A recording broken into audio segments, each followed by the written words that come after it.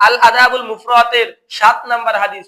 নবীজি সাল্লাল্লাহু আলাইহি ওয়াসাল্লামের বিখ্যাত সাহাবী ইবনে আব্বাস, আব্দুল্লাহ ইবনে আব্বাস রাদিয়াল্লাহু তাআলা আনহুমা, তিনি বলেন, মা মিন মুসলিমিন লাহু ওয়ালিদানি মুসলিমান, যদি কোনো মুসলমানের পিতা-মাতা জীবিত থাকে, মুসলিম পিতা-মাতা জীবিত থাকে, ইসবিহু ইলাইহিমা মুহতাসিবা, আর সকালবেলা ওই মুসলিম বাবা মার খোঁজ খবর নেওয়ার জন্য ওই সন্তান বাইর হয়ে যায় সওয়াবের নিয়তে।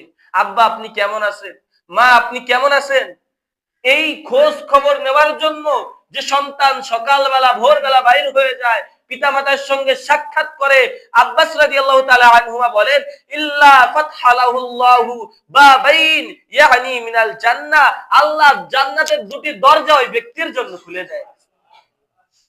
আহা, বাপ মা কেমন আছে এই খোঁজ খবর নেওয়ার জন্য যদি কোনো সন্তান বাবার সামনে মায়ের সামনে যায়, আল্লাহ জান্নাতের কয়টা দরজা খুলে দেয়?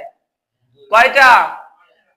আপনারা বলতে পারেন, যদি একজন থাকে, বাপ থাকে মা মারা যায়, মা থাকে বাপ মারা যায়, এই কথাটাও তিনি ব্যাখ্যা করে দিয়ে দিয়েছেন, ওয়া ইন কানাত ওয়াহিদাতান ফাওয়াহিদ, যদি বাপ থাকে মা মারা যায়, অথবা মা আছে বাপ মারা গেছে, এই একজনের খোঁজ খবর নিতে গেছে, আল্লাহ তাকে একটা জান্নাতের সুসংবাদ জানায়া দেন। খবরদার খবরদার খবরদার, হাদিসের পরের অংশ খুব ভয়ঙ্কর।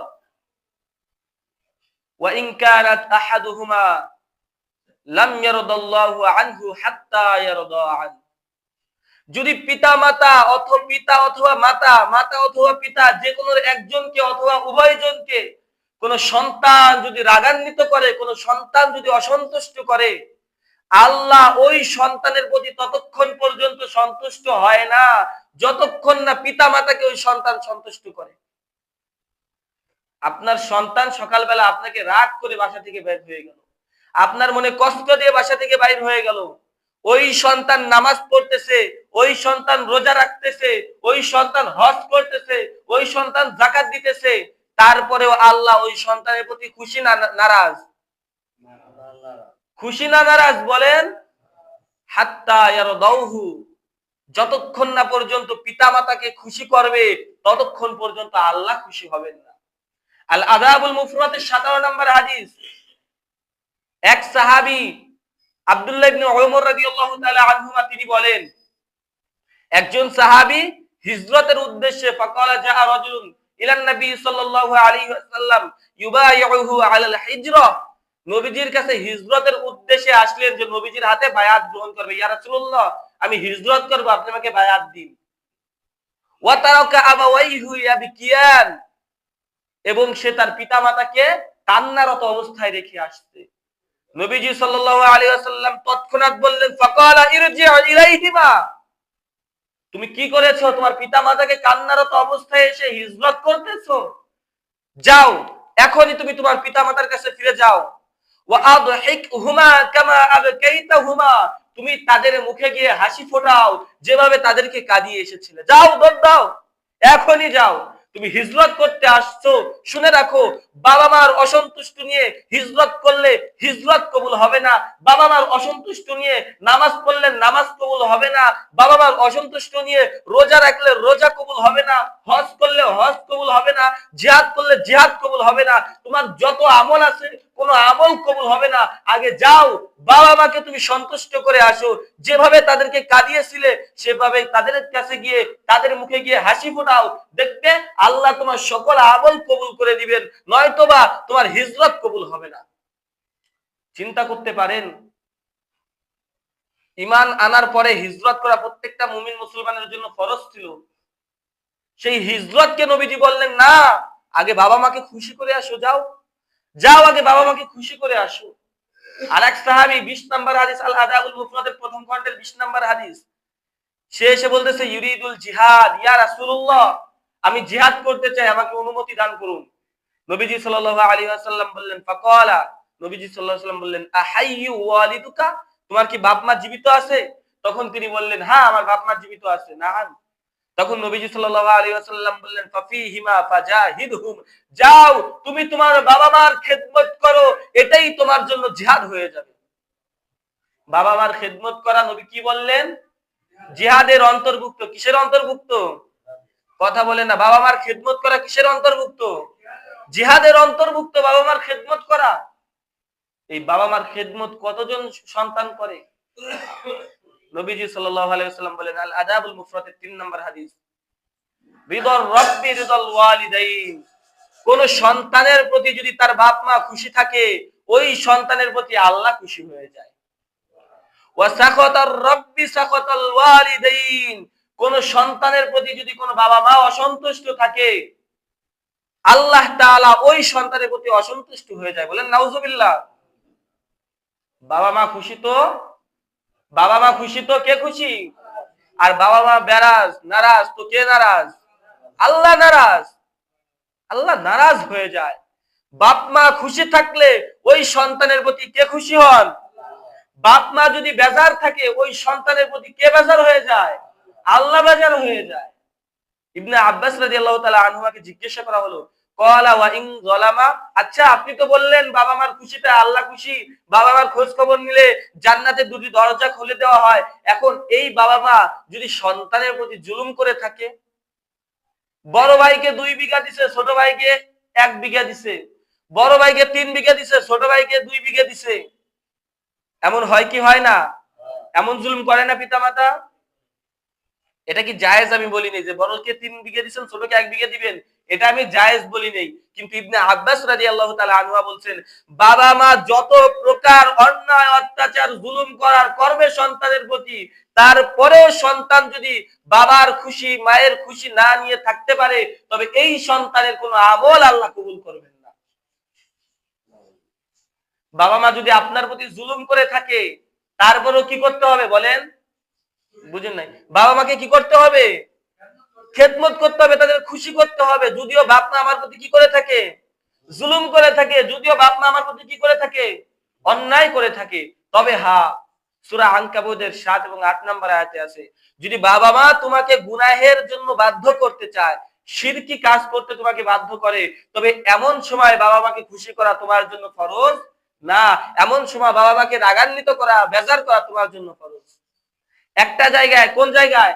বাপ মা যদি আমাকে গুনাহ করতে বাধ্য করে বা গুনাহ করার জন্য বলে, তাহলে এই ক্ষেত্রে বাপ মা মানা যাবে না।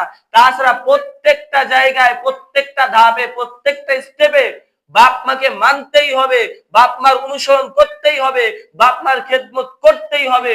নয়তোবা আপনার যত আমল থাকুক, কোনো আমল কবুল হবে না। আব্দুল্লাহ ইবনে ওমর রাদিয়াল্লাহু তাআলা আনহু বলেন, আতাফরাকুন নার, তোমরা কি জাহান্নামের আগুন থেকে দূরে থাকতে চাও? ওয়া তুহিব্বু আন তাদখুলাল জান্নাহ, এবং জান্নাতে প্রবেশ করতে চাও। জান্নাতে প্রবেশ করবে এবং জাহান্নাম থেকে দূরে থাকবে, এটা কি তোমরা পছন্দ করো? তারা বললেন হ্যাঁ। ক্বালু ওয়াল, আমরা এটা পছন্দ করি। তখন তিনি বললেন, যাও তুমি তোমার বাবা মার খেদমত করো। লাউ আলানতা লাহাল কালাম ওয়া আত'আমতাহা আত-তা'আম, লাউ আলানতা লাহাল কালাম ওয়া আত'আমতাহা আত-তা'আম। যদি কোনো সন্তান পিতামাতার সঙ্গে নরম ভাবে কথা বলে, শুদ্ধ আচরণ করে, উত্তম ভাবে কথা বলে, নরম কণ্ঠে কথা বলে এবং তাদের খেদমত করে, তাদের ভরণ পোষণ দেয়, লাতাদখুলান্নাল জান্নাহ, অবশ্যই আল্লাহ ওই ব্যক্তিকে জান্নাতে দান করবেন। তবে মাজিতানাবাল কাবাইর, যদি সে কবিরা গুনাহ থেকে বেঁচে থাকে। কাজেই বাবা মার খেদমত করতে হবে। যদি জান্নাতে যাইতে চাই, যদি কিসে যাইতে চাই বলেন? যদি জান্নাতে যাইতে চান, যদি আল্লাহর সন্তুষ্টি পাইতে চান, তাহলে আপনাকে কি করতে হবে? বাপ মার খেদমত করতে হবে। সর্বশেষ কথা বলে আমি আমার বক্তব্য শেষ করব। আল আদাবুল মুফরাদের 14 নম্বর হাদিস। দেখেন কিভাবে একজন বাবার সঙ্গে একজন মায়ের সঙ্গে সন্তানের সম্পর্ক হবে। দেখেন, আবু হুরায়রা রাদিয়াল্লাহু তাআলা আনহু আমাদেরকে শিখায় দিয়েছেন। আবু হুরায়রা রাদিয়াল্লাহু তাআলা আনহু তার মায়ের জন্য আলাদা একটা ঘর বানাইছিলেন। তিনি আলাদা একটা ঘরে থাকতেন। আবু হুরায়রা রাদিয়াল্লাহু তাআলা আনহু যখন ঘর থেকে বাইর হইতেন, তখন তিনি বলতেন, আসসালামু আলাইকুম ইয়া উম্মাতা ওয়া রাহমাতুল্লাহি ওয়া বারাকাতু। হে আমার আম্মা জান, আল্লাহর শান্তি, আল্লাহর দয়া, আল্লাহর রহমত আপনার প্রতি বর্ষণ হোক। সুবহানাল্লাহ। তার মা জবাব দিতেন, ওয়া আলাইকুমুস সালাম ইয়া বুনাইয়া ওয়া রাহমাতুল্লাহি ওয়া বারাকাতু। হে আমার পুত্র, হে আমার সন্তান, আল্লাহর দয়া, আল্লাহর রহমত, আল্লাহর করুণা তোমার প্রতিও বর্ষণ হোক। তারপরে আবু হুরায়রা রাদিয়াল্লাহু তাআলা আনহু বলতেন, ইয়া উম্মাতা রাহিমাকিল্লাহু কামা রাব্বায়ানি সগীরা। আল্লাহ আপনার প্রতি দয়া করুন মা, যেমনি ভাবে শৈশবে আপনি আমাকে দয়া করেছিলেন। তার মা জবাব দিতেন ফাতাকুল ইয়া বুনাইয়া, হে আমার সন্তান, রাহিমাকাল্লাহু কামা বারারতানি কাবীরা, হে আমার সন্তান, আমি বৃদ্ধা, এই বয়সে তুমি আমার যে খেদমত করতেছো, আমার প্রতি যে দয়া করতেছো, আল্লাহ যেন তোমার প্রতিও এমন দয়া করেন। সুবহানাল্লাহ। একে বলে মা, একে বলে সন্তান। আর আমাদের মা সন্তানেরা কি করে? বদদুয়া দেয়, ওই বাড়ি অমুক মরছে তুই মরতে পারলি না, ওই বাড়ি তমুক মরছে তুই মরতে পারলি না। খবরদার। হাদিস অনেক লম্বা ছিল, বুখারী শরীফের হাদিস, মুসলিম শরীফের হাদিস। মুসলিম শরীফের 2550, বুখারী শরীফের 3436 নম্বর হাদিস। মায়ের বদদুয়ার কারণে একজন আল্লাহর ওলি জুরাইজ রাহমাতুল্লাহি আলাইহি বনি ইসরাইলের, তিনি কিন্তু অনেক বড় বিপদের সম্মুখীন হয়ে গিয়েছিলেন মায়ের বদদুয়ার কারণে। কাজেই আমরা এখানে যারা আছি, আজ থেকে নিয়ত করি বাবা মাকে কেউ কষ্ট দিব না। পারা যাবে ইনশাআল্লাহ। সন্তান সফলতার জন্য বিদেশ যায়, সফলতার জন্য চাকরি করে, সফলতার জন্য চাকরির পিছনে ঘুরে, ঘুরে কিনা বলেন? কিন্তু যদি এসে বলতো আব্বা আমার জন্য দোয়া করেন, আল্লাহ যেন আমাকে অনেক বড় বানায়, আব্বা দোয়া করেন আমার জন্য, আল্লাহ যেন আমাকে এই সাফল্যটা দান করে, এই জিনিসটা আমাকে দান করে, এটা যদি পিতার কাছে সন্তান এসে বলতো, মায়ের কাছে এসে বলতো, তাহলে চাকরির জন্য কোনো অফিসারের পিছনে ঘোরা লাগতো না, সফলতার জন্য দুনিয়ার কোনো মানুষের পাশে পাশে ঘোরা লাগতো না, দুনিয়ার কোনো মানুষের কাছে মাথা নত করা লাগতো না। শুধু বাবা মা যদি দোয়া করে দিত, আল্লাহ আপনি আমার সন্তানকে এই জিনিসটা দান করেন, বাস আল্লাহ দান করে দিতেন। কিন্তু আজকাল সন্তানেরা এই জিনিসটা জানে না। তারা জানে না পিতা মাতা যদি আল্লাহর কাছে দোয়া করে, এই দোয়ার মধ্যে কোনো পর্দা থাকে না, কোনো পর্দা থাকে না। নবীজি বলছেন 3টা দোয়া, এই 3 দোয়ার মধ্যে আর আল্লাহর মধ্যে কোনো পর্দা থাকে না, আল্লাহ ডাইরেক্ট এই দোয়া কবুল করে ফেলেন। 1 নাম্বার, মাজলুম যখন দোয়া করে, আপনি কারো প্রতি জুলুম করতেছেন, সে যখন আল্লাহর কাছে দুহাত তুলে দোয়া করবে, দুহাত তোলাও লাগবে না, অন্তর থেকে একটা বদদোয়া দিবে, ওই দোয়াটা আল্লাহর কাছে পৌঁছাইতে কোনো মাধ্যমের প্রয়োজন হয় না। আল্লাহ কোনো পর্দা দিয়ে ওই দোয়াটাকে আটকায় রাখবেন না। কারো প্রতি জুলুম করেছেন, সে অন্তরে আঘাত পেয়েছে, এই আঘাত আল্লাহর কাছে এটা প্রত্যাশা করছে, আল্লাহ ও আমাকে কষ্ট দিল, আপনি ওকে দেখে রাখেন। অন্তরে যে ব্যথা অনুভব করছে, এই ব্যথার কারণে আল্লাহর কাছে দুহাত তুলে বলা লাগে না, আল্লাহ আপনি ওকে ধ্বংস করেন, এই করেন সেই করেন, এটা বলার প্রয়োজন হয় না। শুধু ওই ব্যক্তির অন্তরে কামনা হয়েছে, আল্লাহ আমি কষ্ট পেয়েছি, আল্লাহ ওটা ডাইরেক্ট কবুল করেন। 2 নাম্বার, সন্তান যদি পিতার জন্য দোয়া করে, এই দোয়াটাও আল্লাহ কোনো পর্দা রাখেন না, এই দোয়াটাও আল্লাহ কবুল করে নেন। 3 নাম্বার, পিতা মাতা যদি সন্তানের জন্য দোয়া করে, এই দোয়ার মধ্যে আল্লাহ কোনো পর্দা রাখেন না, এই দোয়াটা আল্লাহ সরাসরি কবুল করে নেন। আজকাল সন্তানেরা যদি জানতো যে মায়ের পায়ের নিচে সন্তানের বেহেশত, জানেন না? মায়ের পায়ের নিচে সন্তানের কি বেহেশত, সন্তানের জান্নাত মায়ের পায়ের নিচে, এটা যদি যুবকেরা জানতো, তাহলে ওই যে আমাদের একটা প্রবাদ বাক্য আছে যে ওর পা ধুয়ে পানি খা, ও এত ভালো পড়ালেখা করে, ওর পা ধুয়ে পানি খা। তো যার পায়ের নিচে আমার জান্নাত, তার পা ধুয়ে তো পানি খাওয়া উচিত ছিল। আজকাল যুবকেরা জানে না মা কি জিনিস, আজকাল যুবকেরা জানে না বাবা কি জিনিস। আল্লাহ তাআলা বলেন সূরা বনী ইসরাঈলের 23 নম্বর আয়াতে, ওয়াকাদা রাব্বুকা আল্লা তা'বুদু ইল্লা ইয়্যাহু ওয়া বিল ওয়ালিদাইনি ইহসানা। তোমার রব আল্লাহ ঘোষণা করে দিয়েছেন, আল্লাহ তা'বুদু ইল্লা ইয়্যাহু, তোমরা কারো ইবাদত করবে না একমাত্র আল্লাহ ছাড়া। মানে ইবাদত যদি করতে হয়, কার ইবাদত করতে হবে? আল্লাহ ব্যতীত আর কারো ইবাদত করা যাবে না, এটা আল্লাহ নিষেধ করে দিয়েছেন। দ্বিতীয়তে আল্লাহ তাআলা বলেন ওয়াবিল ওয়ালিদাইনি ইহসানা, বাবা মার সঙ্গে নরম ভাষায় কথা বলবে। কিন্তু আজকাল যুবকেরা কি এটা বুঝে যে বাবা কি জিনিস? গরম ভাষায় বলে আপনি কি বুঝেন? 19 থেকে 20 হলে আপনি এটা জানেন না, এ সম্বন্ধে বুঝেন না, আপনি জানেন না এটা কি, আপনি অযথা এখানে চলে আসছেন, আপনি আপনার জায়গায় থাকেন, আপনি এখানে নাক গলায়েন না। আরো উচ্ছৃঙ্খল ভাষায় বেয়াদবিমূলক কথা বলে, বলে কি না বলেন? বলবেন না তো জানি, কিন্তু বলে বলে এটা আপনারা বলবেন না, কিন্তু বলে তো বলে। আল্লাহ তাআলা বলেন, আমি রবের হুকুম হচ্ছে তোমরা আমি আল্লাহর ইবাদত করবে, আল্লাহর ইবাদতে কাউকে শরীক করবে না। দ্বিতীয় নাম্বারে আল্লাহ তাআলা বললেন, তোমরা বাবা মার সঙ্গে নরম আচরণ করবে, কোমল আচরণ করবে। খবরদার তোমাদের পিতামাতার কোন ব্যবহারে, কোন কাজে কর্মে উফিল্লাকুমা, তোমরা উফ শব্দটি ব্যবহার করিও না। তারা যদি কোনো অন্যায় কাজ করে ফেলে, এমন একটা কাজ করছে যেটা তোমার দৃষ্টিতে কি বলেন অন্যায়, তারপরে তুমি কি শব্দ ব্যবহার করিও না? উফ শব্দ ব্যবহার করিও না। আল্লাহ জানায়া দেন, ওয়ালা তানহারহুমা, খবরদার। এখানে আল্লাহ ধমক সূচক ব্যবহার করছেন, ধমক সূচক শব্দ ব্যবহার করছেন, ওয়ালা তানহারহুমা, খবরদার বাবা মাকে ধমক দিয়ে কথা বলবে না। কিন্তু বলেন তো আজকের সমাজে, আজকের এই সমাজে কতজন পিতাকে, কতজন সম্মান, কতজন সন্তান সম্মান দিয়ে কথা বলে? নাই। হাজারে একজন পাওয়া যেতে পারে, শতকরা 2 জন পাওয়া যাবে না, হাজারে একজন পাওয়া যেতে পারে। আল্লাহ বললেন, ওয়ালা তানহারহুমা, খবরদার ধমক দিয়ে কথা বলবে না। কি করবে? ওয়াকুল্লাহুমা কাওলান কারীমা, অবনত মস্তকে মাথা নিচু করে সম্মান সূচক কথা পিতামাতার সঙ্গে বলবে।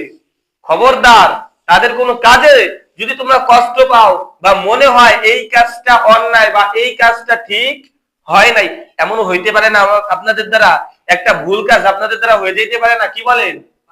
হইতে পারে কিনা? আল্লাহ এখানে সাবধান করে জানাই দিতেছেন, শোনো তোমার পিতা বৃদ্ধ, তিনার দ্বারা ভুল কাজ হয়ে যাইতে পারে, এটা স্বাভাবিক, কিন্তু খবরদার তাদের কোনো কাজে করবে, তাদের কোনো কথায় উফ শব্দটি বলো না। এরপরে আল্লাহ বললেন, ওয়ালা তানহারহুমা, খবরদার তাদেরকে ধমক দিয়ে কথা বলো না। আমি বললাম, আল্লাহ যদি ধমক দিয়ে কথা বলে তাহলে কি হবে? তখন আল্লাহ তাআলা জানায়া দেন, ওর জীবনের যত ইবাদত বন্দেগী আছে, সকল ইবাদত বন্দেগীকে আমি আল্লাহ ছাই বানাই দিব। বলেন নাউজুবিল্লাহ। কোন সন্তান যদি পিতাকে উফ শব্দটি ব্যবহার করে, আল্লাহ এখানে তো একটা দোয়া শিখাই দিয়েছিলেন আমাদেরকে, রব্বির হামহুমা কামা রব্বায়ানি সগীরা। আয় আল্লাহ, আমার বাবা মা আমাকে শৈশবে যেমন লালন পালন করছে, আপনিও কবরে তাকে ওইভাবে কি করেন? দয়া করেন, লালন পালন করেন, ওইখানে তার আপনি রিজিকের ব্যবস্থা করে দেন। এখানে আল্লাহ আমাদের শুধু দোয়া করতে বলেন নাই, এখানে আল্লাহ আমাদেরকে বোঝানোর জন্য বলতেছেন, রব্বির হামহুমা কামা রব্বায়ানি সগীরা। হে সন্তান, তুমি শুনে রাখো, গভীর রাতে, শীতের রাত, কনকনে ঠান্ডা রাত, তুমি বিছনায় প্রস্রাব করে দিয়েছো, তোমার বাবা তোমাকে ঘর থেকে বাইর করে দিছে। কি বলেন? ঘর থেকে বাইর করে দিছে।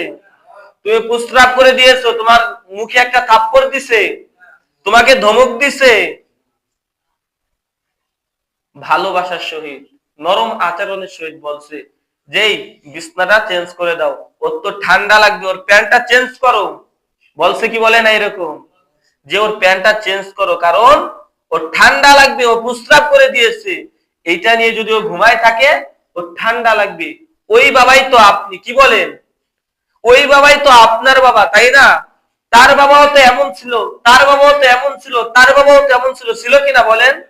আল্লাহ তাআলা বুঝায়া দেন, বান্দা তোমার বাবা ছোটবেলায় তোমাকে ধমক দিয়ে কথা বলে নাই, তোমাকে কোলে নিছে, তোমার বাবা এই পোশাক পরে, নতুন পোশাক পরছে, ঈদের দিন নতুন পোশাক পরছে, আর তুমি কি করছো? তুমি তোমার বাবার পোশাক পরে পায়খানা করে দিছো, প্রস্রাব করে দিয়েছো। এরকম দিছে কি দেই নেই বলেন? আল্লাহ তাআলা জানায়া দেন, বান্দা তুমি কিন্তু তোমার বাবার কোলে উঠে তোমার বাবার নতুন পোশাককে তুমি নষ্ট করেছো। খবরদার, তোমার বাবা এখন বৃদ্ধ হয়েছে, সে বিছনায় প্রস্রাব করে, তুমি তোমার স্ত্রীকে কেন বলো? তুমি অন্যকে কেন বলো? তুমি নিজে ওটা পরিষ্কার করবে, কেননা তোমার বাবা তোমার মা তো অন্য কাউকে বলে নাই, বলছে অন্য কাউকে? আমার বাবা মা কি করছে? তারা নিজের হাতে করছে।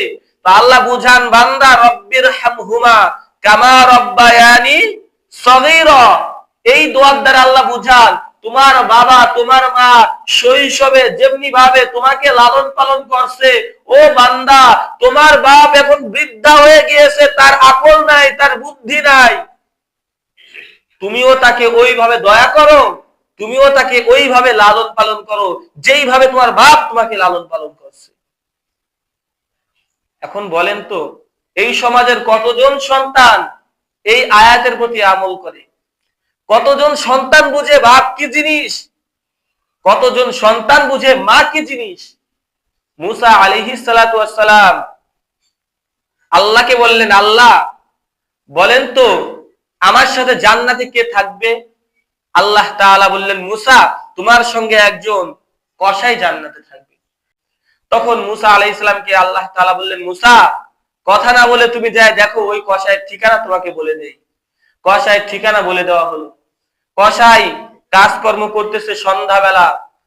মুসা আলাইহিস সালাম ওইখানে গেলেন, যাওয়ার পর বললেন, হে কসাই আমি আজকে তোমার মেহমান হতে চাই। কসাই বললেন, আচ্ছা কোনো সমস্যা নাই, মেহমান হওয়া তো ভালো কাজ, তো আপনি একটু বসুন। কসাইয়ের সঙ্গে বসলেন।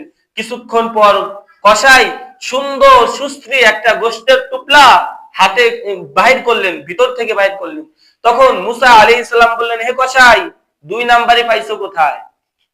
ভালো মাল তলে রাইখে দাও, ভিতরে রাইখে দাও, আর অন্যান্য মাল সালিম মাল তুমি ই করতেছো, বিক্রি করতেছো, এই 2 নাম্বারই পাইছো কোথায়?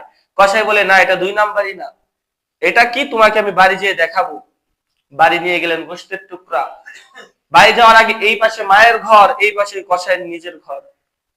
কসাই বললেন যে আপনি এইখানে দাঁড়ান, আমি আমার মাকে এই গোশতের টুকরা রান্না করে খাওয়াই আসবো। তখন মুসা আলাইহিস সালাম বললেন, না আমিও যাবো, আমিও যেয়ে দেখবো। তখন বললেন, আপনি পর্দার বাইরে থাকবেন না, পর্দার ভিতরে থাকবেন। মুসা আলাইহিস সালাম ঘরের ভিতরে প্রবেশ করলেন, ওই পাশে গেলেন। কসাই সুন্দর করে আটা ময়দার খামির বানায়া, জব বানায়া, রুটি বানায়া এবং গোশতটা ভালো করে সিটাইয়া আগে মাকে খাওয়াই দিলেন। বাবা নাই, বাবা মারা গেছে। খাওয়া দাওয়া শেষে মা বলতেছেন, 2 হাত তুলে আল্লাহকে বলতেছেন, আল্লাহ জামানার নবী মুসা তাকে আমি চোখে দেখি নেই, আমার এই পাগল সন্তান, যে সন্তান আমার খেদমত করতেছে, ও রব আপনি আমার সন্তানকে নবী মুসার সাথে জান্নাতবাসী বানায়া দিন।